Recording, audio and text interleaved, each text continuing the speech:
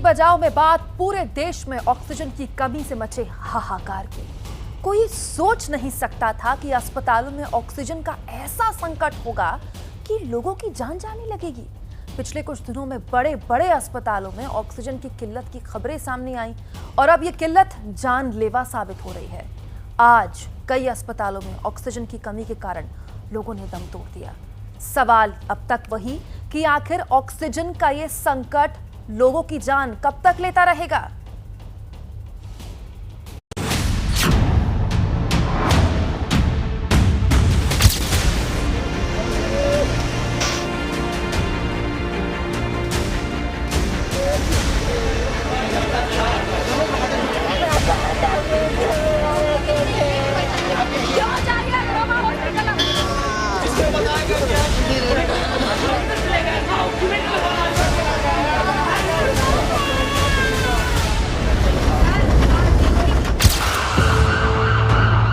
शहर कोई भी हो, हालात एक से हैं। कहीं इलाज और बेड के इंतजार में कलपते लोग। मंत्रियों के लिए बेड रख रहे हैं, हमारी माँ के लिए भी रख लो। अपने माँ बचा रहे हो, हमारी बात तो बचा लो। कह रहे मंत्रियों के लिए हो जाएगा, पागल है। अब बेड खाली है, ऊपर नहीं दे रहे ये लोग। तो कहीं ऑक्सीजन की कमी से मौत के मातम में डूबे परिजन।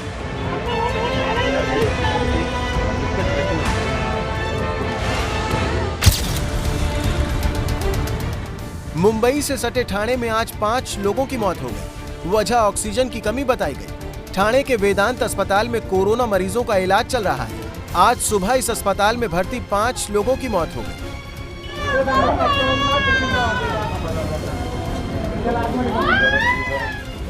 परिजनों का आरोप है कि ऑक्सीजन न मिलने के कारण मरीजों ने दम तोड़ दिया। वहीं अस्पताल प्रशासन इस आरोप पर चुप्पी साधे हुए है।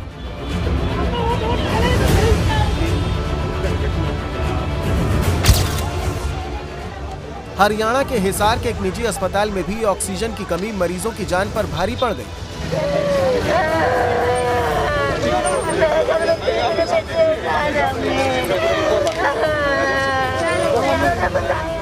अस्पताल में भर्ती मरीजों के परिजनों के मुताबिक कल देर रात अस्पताल प्रशासन ने उन्हें बताया कि अस्पताल में ऑक्सीजन खत्म हो गई है। मरीजों को बचाने के लिए वो खुद ऑक्सीजन का इंतजाम करें। पहले तो एक रात को तो प्रोवाइड कर दिया ना ऑक्सीजन, तो फिर भी इन्होंने लगाई नहीं। अब क्या मांग है आपकी? क्या हॉस्पिटल बंद होना चाहिए हमारी मांग तो जी। लोगों का आरोप है कि ऑक्सीजन की कमी के साथ साथ इन मौतों के लिए अस्पताल प्रशासन की लापरवाही भी जिम्मेदार है। इस मौसम में, इस टाइम में जब कि कोविड का इतना प्रकोप है, क्या ऐसा संभव है कि 4 घंटे तक प्लांट बंद रहे? ऑक्सीजन का जो प्राणवायु है कोविड पेशेंट के लिए सबसे जरूरी है। चलो मरीज अगर मरीज बीमारी से मरता है कोई दिक्कत नहीं, हम मानते हैं इस बात को, लेकिन जब एक ऑक्सीजन की वजह से अगर 5 पेशेंट एक हॉस्पिटल में ऑक्सीजन की वजह से 5 पेशेंट एकदम एक्सपायर होते हैं तो ये सरासर हॉस्पिटल की लापरवाही है। अभी ट्रक आ रहा है, 10 मिनट रुको, अभी ट्रक आ रहा है। इस तरह से करते करते इन्होंने 2-3 घंटे निकाल दिए। ऐसे कोविड सेंटर बंद कर देने चाहिए जहाँ 5-5 ऑक्सीजन की वजह से। जब पेमेंट लेते तो ऑक्सीजन कौन देगा? पहले ये इनकी लापरवाही। मरीजों की मौत की खबर मिलने के बाद अस्पताल के बाहर परिजनों ने हंगामा शुरू कर दिया, जिसके बाद पुलिस को तैनात किया गया और पूरे मामले की जांच की जा रही है। कोविड के अकॉर्डिंग कुछ हुआ है और ये 5 डेथ हुई हैं इसमें, जो सोनी बर्न हॉस्पिटल है। अभी तो हमारे तो छानबीन में कोई ऐसी बात नहीं आई है लापरवाही वाली, तो जो बाकी ये बताते हैं कि बे ऑक्सीजन की कमी हुई है। बाकी तो अभी कुछ पब्लिक का माहौल थोड़ा अव्यवस्थित था, उसके अकॉर्डिंग अभी डेड बॉडीज़ को अकॉर्डिंग टू कोविड की जो गाइडलाइन है उनके मुताबिक भेजा गया है। इससे पहले गुरुग्राम के कथूरिया अस्पताल में भी ऑक्सीजन की कमी ने 4 लोगों की जान ले ली। इस अस्पताल ने कल सुबह ही ऑक्सीजन की कमी को लेकर अलर्ट जारी किया था। अस्पताल प्रबंधन के मुताबिक उनकी तरफ से जिला प्रशासन को न सिर्फ जानकारी दी गई बल्कि जल्द से जल्द ऑक्सीजन भेजने की अपील की गई। इसके बावजूद ऑक्सीजन नहीं मिल पाई। ऑक्सीजन की कमी थी, ज़्यादा सीरियस थी और ऑक्सीजन की भी कमी थी। क्या सुनने में आया कि 11 बजे सुबह ऑक्सीजन खत्म हो गई थी? उसके बाद क्या इंतजाम हमने कर लिया था, मगर सरकार की तरफ से हमें कोई मदद नहीं मिल रही। बार बार गुहार लगा रहे हैं कि हमें ऑक्सीजन ज़्यादा से ज़्यादा चाहिए, मगर ऑक्सीजन हमें कम मिल रही है। जितनी हमें जहाँ रिक्वायरमेंट है उतनी नहीं मिल पा रही है। ऑक्सीजन के सिलेंडर बिल्कुल ख़त्म हो गए, करीबन 15-20 मिनट बिल्कुल ऑक्सीजन बिल्कुल ख़त्म थी। और इससे पहले भी मतलब इन्फॉर्म कर दिया था, हॉस्पिटल वाले ने भी इन्फॉर्म किया था आगे अपने नोडल ऑफिसर को, जहाँ से भी रिसोर्सेज सब पेशेंट्स के जो रिलेटिव सब ने कोशिश करी, बट 20 मिनट तक बिल्कुल ऑक्सीजन का अरेंजमेंट हो ही नहीं पाया। 20 मिनट बिल्कुल सप्लाई बंद थी, जिसकी वजह से कुछ डेथ भी हुई है। हरियाणा में ऑक्सीजन की कमी के कारण अब तक 13 लोगों की मौत हो चुकी है। वहीं दिल्ली के जयपुर गोल्डन अस्पताल में ऑक्सीजन न मिलने के कारण 20 मरीज दम तोड़ चुके हैं। महाराष्ट्र में 33 लोगों की जान जा चुकी है। लेकिन अफसोस ये कि ऑक्सीजन की कमी से लगातार हो रही इन मौतों के बीच भी सरकारें एक दूसरे पर आरोप लगाने में व्यस्त हैं। इसीलिए अब अदालतों को सख्त रवैया अपनाना पड़ रहा है। दिल्ली में ऑक्सीजन संकट पर केंद्र और केजरीवाल सरकार के बीच चल रहे झगड़े की सुनवाई करते हुए आज दिल्ली हाई कोर्ट ने कहा, आप लोगों की वजह से 21 और लोगों की जान चली गई। कोर्ट ने यह भी कहा कि अगर अस्पतालों में अनिश्चितता और दुविधा का माहौल होगा तो मरीज कहां जाएंगे। ऐसे हालात रहे तो लोग घर में मरने को मजबूर होंगे। कोर्ट की यह टिप्पणी सुनने में सख्त लग सकती है, लेकिन हालात वैसे ही बन रहे हैं। दिल्ली के LNJP अस्पताल के बाहर बैठे इस बुजुर्ग का दर्द देखिए। कोरोना संक्रमित होने के बाद उनकी हालत लगातार बिगड़ती गई। परिवार उनके इलाज के लिए कल से अब तक करीब 10 अस्पतालों के चक्कर लगा चुका है, लेकिन कहीं बेड नहीं मिला। दिल्ली के LNJP अस्पताल के बाहर हम मौजूद हैं और यहाँ पर जो कोरोना के मरीज़ और उनके परिजन हैं, उनकी मुसीबतें कम होती हुई नज़र नहीं आ रही हैं। किसी को यहाँ पर बेड नहीं मिल रहा है तो किसी के मरीज़ को यहाँ पर सही से उपचार नहीं मिल रहा है। क्या नाम है आपका? मेरा नाम धीरज है। मेरी मम्मी एडमिट है। यहाँ पे केयरिंग नहीं है। रात को आधे घंटे के लिए मतलब पानी भरना होता है ऑक्सीजन के अंदर, यहाँ पानी भरने में नहीं आ रहा है कोई। हर आधे घंटे में खत्म होता है। 4 घंटे में चक्कर लगाते खाई देखने नहीं, केयर बिल्कुल नहीं है। कोई नहीं आता अंदर देखने, कोई नहीं आता अंदर देखने। यहाँ पानी भरने में नहीं आ रहा है कोई। वहीं जिन्हें बेड मिल गया वो दूसरी तरह की दिक्कतों से जूझ रहे हैं। धीरज की मां LNJP अस्पताल में भर्ती हैं। उनका ऑक्सीजन लेवल लगातार गिर रहा है, फिर भी उन्हें ICU बेड में शिफ्ट नहीं किया जा रहा है। पानी तक नहीं पिलाते, पानी तक नहीं पिलाने आ रहे। उनकी ऑक्सीजन हट गई थी रात को, लेकिन नहीं देखा किसी ने आके, कोई नहीं देख रहा, केयर नहीं है। ऑक्सीजन की जरूरत पड़ रही है लेकिन ऑक्सीजन प्रॉपर नहीं आ रहा है, यहाँ पे नहीं देख रहे हैं वो लोग प्रॉपर। और आधे घंटे में उस ऑक्सीजन में पानी चाहिए होता, पानी तो डालो तभी तो ऑक्सीजन कंप्लीट होगी ना। उसके अंदर पानी भी नहीं डाल रहे हैं, पानी तो डालो तभी तो होगा, फिर फायदा क्या ऑक्सीजन देने का। मंत्रियों के लिए बेड रख रहे हैं, हमारी माँ के लिए भी रख लो। अपने माँ बचा रहे, हमारी बात तो बचा लो। कह रहे मंत्रियों के लिए हो जाएगा, हम पागल है। बेड खाली है ऊपर, नहीं दे रहे ये लोग।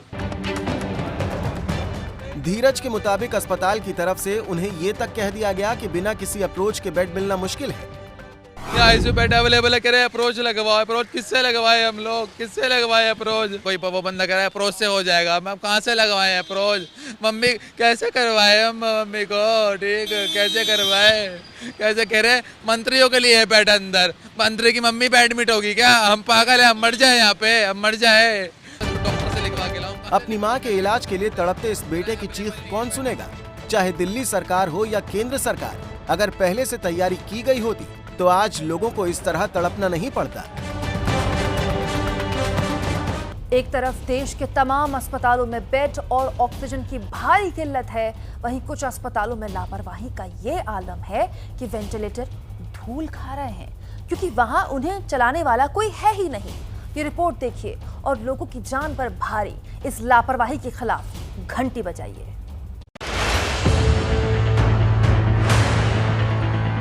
इन डिब्बों में पैक है जिंदगी की उम्मीद, लेकिन इनसे जिंदगी तो तब मिलेगी जब ये खुलेंगे।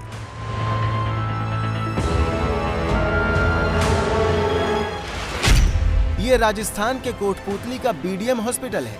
यहाँ आने वाले गंभीर मरीजों को अस्पताल में वेंटिलेटर की सुविधा नहीं होने की बात कहकर जयपुर भेज दिया जाता है। लेकिन आप जानकर हैरान रह जाएंगे कि अस्पताल में कुल 17 वेंटिलेटर हैं, जिनमें 7 बड़े और 10 पोर्टेबल हैं। लेकिन ये सारे के सारे वेंटिलेटर पिछले 9 महीने से इसी तरह पैक पड़े हुए हैं। पिछले साल कोरोना के वक्त ये वेंटिलेटर यहाँ इस मकसद से भेजे गए थे, जिससे मरीजों को इलाज के लिए दूर न जाना पड़े। लेकिन अस्पताल प्रशासन ने तब से अब तक इन्हें खोलना और चालू करना जरूरी नहीं समझा। 10 वेंटिलेटर जो भी भारत इलेक्ट्रॉनिक्स के आए थे हमारे पास, उनके इंस्टॉलेशन के लिए पहले भी पत्र हमारे द्वारा लिखे जा चुके हैं और अभी भी हम कंपनी से डायरेक्ट संपर्क में हैं। आज भी हम उनको एक मेल भेज रहे हैं जिससे वो किसी आदमी को भेज कर उनको इंस्टॉल करें और डेमो उनका हमको दें, ताकि वो भी कल को ज़रूरत पड़ती है अगर मरीजों के लिए तो वो काम आ सकें। यही हाल बिहार के सासाराम के इस अस्पताल का भी है। यहाँ 5 वेंटिलेटर हैं, सभी पूरी तरह से ठीक ठाक हालत में हैं। इसके बावजूद यहाँ आने वाले कई मरीज सही वक्त पर वेंटिलेटर की सुविधा न मिलने के कारण दम तोड़ चुके हैं। मेरे पिताजी श्री सीताराम सिंह, इनका कल सदर अस्पताल सासाराम में देहांत हो गया है। ऐसा वजह है उनको वेंटिलेटर सुविधा न मिली। वहाँ पर नए कंडीशन में 5 वेंटिलेटर सदर अस्पताल में उपलब्ध है जो फैसिलिटी में नहीं है। अस्पताल में वेंटिलेटर होते हुए भी उन्हें इस्तेमाल सिर्फ इसलिए नहीं किया जा रहा है क्योंकि यहाँ इन्हें चलाने के लिए कोई ऑपरेटर नहीं है। इस बारे में हमने अस्पताल के सिविल सर्जन से सवाल किया तो वो बिना जवाब दिए चले गए। सर वेंटिलेटर के लिए बहुत ज़्यादा शिकायत आ रही है, क्या नाम? सहरसा में कोरोना से अब तक 7 लोगों की जान जा चुकी है। इसके बावजूद यहाँ के सदर अस्पताल में बड़ी लापरवाही हो रही है। पिछले साल कोरोना संक्रमण के दौरान इस अस्पताल में 6 वेंटिलेटर्स भेजे गए थे, लेकिन ये सारे वेंटिलेटर्स महीनों से धूल खा रहे हैं। वजह वही कि वेंटिलेटर्स को चलाने के लिए कोई टेक्नीशियन नहीं है।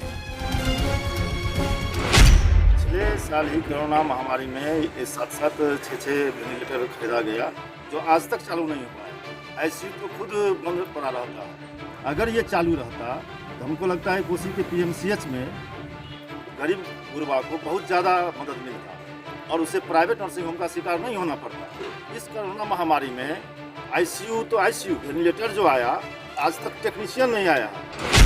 आईसीयू वेंटिलेटर है वहाँ पे एक्सरे टेक्नीशियन की हम लोग मांग किए हैं। जैसे ही हम लोग को मिलेगा टेक्नीशियन की मांग की है, जैसे ही हम लोग को मिलेगा उसको हम लोग परफॉर्म। एक तरफ जब कोरोना काल में देश की स्वास्थ्य व्यवस्था चरमराई हुई नजर आ रही है, तब संसाधनों की ऐसी बर्बादी अपराध से कम नहीं है। अस्पतालों की इस जानलेवा लापरवाही के बाद अब बात उस लापरवाही की जिसने कोरोना की दूसरी लहर के फैलने की बड़ी वजह बना दी।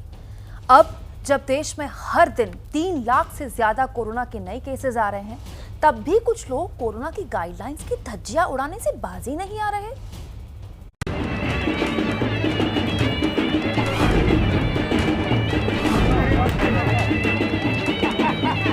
कोरोना के बढ़ते कहर के बीच ये शादी समारोह किसी आम आदमी का नहीं है। ये राजस्थान के डूंगरपुर की 84 विधानसभा सीट से विधायक राजकुमार रोत की शादी का वीडियो है। नियम है कि इस वक्त किसी भी शादी समारोह में 50 से ज्यादा लोग इकट्ठा नहीं हो सकते, लेकिन विधायक जी दूल्हा बने तो सारे नियम ताक पर रख दिए गए।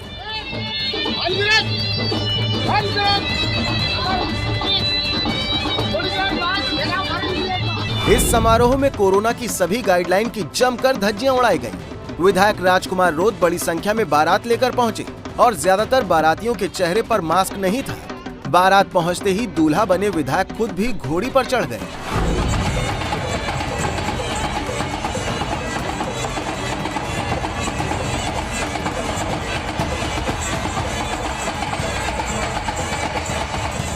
उन्होंने भी मास्क लगाना जरूरी नहीं समझा और सोशल डिस्टेंसिंग का कितना ख्याल रखा गया वो आपके सामने है।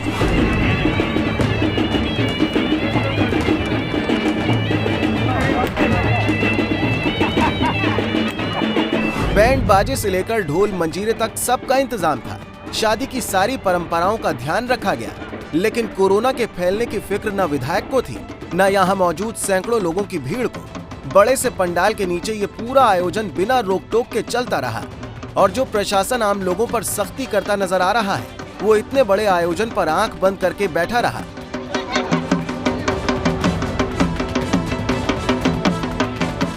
एक दिन पहले ही एक उद्योगपति के बेटे की शादी में भीड़ जुटने पर जिले के कलेक्टर ने 25,000 रुपए का जुर्माना करके केस दर्ज कर लिया था, लेकिन विधायक की शादी में कोरोना नियमों की अनदेखी पर पहले कोई कार्रवाई नहीं की गई। जब ये वीडियो वायरल हुआ तब चालान काटा गया। पर हैरानी की बात यह है कि खुद विधायक राजकुमार रोत ये मानने को तैयार नहीं कि उन्होंने कुछ गलत किया। उनका कहना है कि आना तो हजारों लोगों को था, लेकिन कोरोना के कारण सिर्फ कुछ 100 लोग ही आ पाए।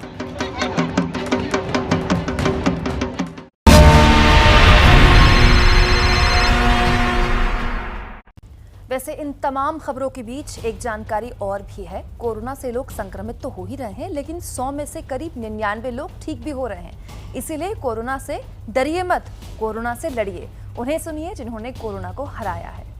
बीमारी में हमको डॉक्टर पर पूरा भरोसा करना चाहिए और अपना मनोबल बिल्कुल बना कर रखना चाहिए। यदि आप अपना थोड़ा भी आत्मबल कमज़ोर करेंगे तो फिर आप ठीक नहीं हो पाएंगे। मास्क पहनिए, वैक्सीन लगवाइए, सोशल डिस्टेंसिंग का पालन करिए। और इस बीच एक बड़ी जानकारी आपको दे दें। नीति आयोग के सदस्य डॉक्टर वीके पॉल ने कहा है कि मौजूदा हालात में गैर जरूरी कामों से घर के बाहर ना निकले, घर के भीतर भी लोगों को मास्क लगाना चाहिए। मेहमानों को अपने घर में ना बुलाएं। वैक्सीनेशन की स्पीड को कम नहीं होने दिया जाएगा। लेकिन सबसे महत्वपूर्ण बात जो यहाँ पर वीके पॉल कह रहे हैं कि अब वक्त आ गया है कि आपको घर में भी मास्क लगाना चाहिए। घर पर भी अगर आप मास्क का इस्तेमाल कर रहे हैं तो इसमें कोई हर्ज नहीं। नीति आयोग के सदस्य डॉक्टर वीके पॉल इससे पहले भी वक्त बेवक्त कोरोना को लेकर गाइडलाइंस और एहतियात के तौर पर देश के सामने आते रहे हैं। इस बीच पंजाब से आ रही है बड़ी खबर। पंजाब में शाम 6 बजे से सुबह 5 बजे तक नाइट कर्फ्यू बढ़ा दिया गया, यानी कि जो वक्त है उसमें तब्दीली कर दी गई है। नाइट कर्फ्यू पहले से ही था पंजाब में, अब वक्त बढ़ा दिया गया है। रोजाना शाम 6 बजे से सुबह 5 बजे तक अब नाइट कर्फ्यू रहेगा। दुकानें रोज शाम 5 बजे बंद कर दी जाएंगी। पंजाब सरकार ने नाइट कर्फ्यू का समय बढ़ा दिया है। पंजाब कैबिनेट का नाइट कर्फ्यू बढ़ाने का फैसला जो कि अमल में अब ला दिया जाएगा। पंजाब में पहले से ही नाइट कर्फ्यू है, लेकिन अब इसके समय में बदलाव कर दिया गया है, यानी कि नाइट कर्फ्यू और लंबा कर दिया गया है। रोज शाम 6 बजे से सुबह 5 बजे तक नाइट कर्फ्यू रहेगा और दुकानों को शाम 5 बजे यानी कि नाइट कर्फ्यू के 1 घंटे पहले ही बंद कर दिया जाएगा। कैबिनेट ने इस बात की मोहर लगाई और अब जमीन पर इस फैसले को लागू कर दिया जाएगा।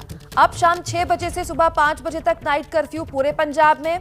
5 बजे ही दुकानें बंद करनी होंगी अगर आप पंजाब में व्यापारी हैं तो, और कर्फ्यू शाम 6 बजे से सुबह 5 बजे तक चलेगा।